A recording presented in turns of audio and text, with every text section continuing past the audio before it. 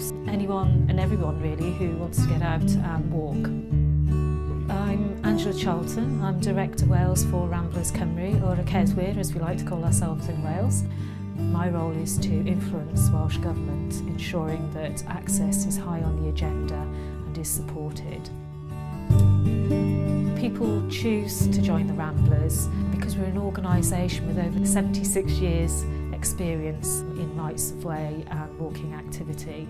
They come out for many, many reasons. Here in Wales we have over 2,000 walks that you could go on per year, with over 6,000 members and 40 groups here in Wales. There's a lot of choice and a lot of opportunity.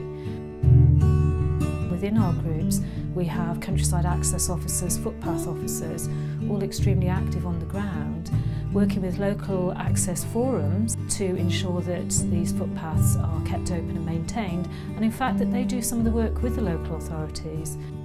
Our long-standing volunteers have years of experience and they're very, very valuable to certainly the staff team here in Wales, and I think to the Welsh countryside. And being volunteers, of course, all this time, although it's free, it has a cost, and that cost is what we are saving our own government.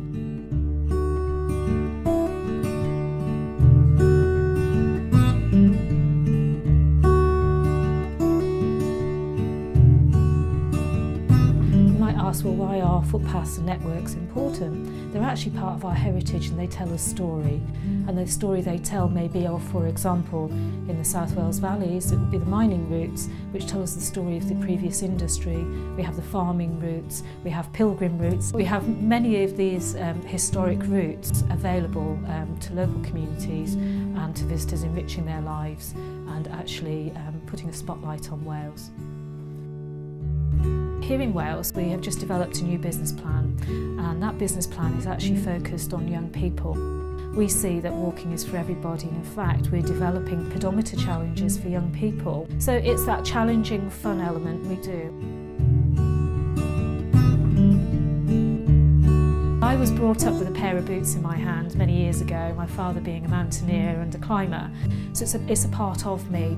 And I must admit, he was working with people who have various issues and problems, to take them to the top of Pen y Fan, having suffered a lot of drug issues, to be able to say, I didn't realise you'd get a high without taking drugs, is what really does it for me.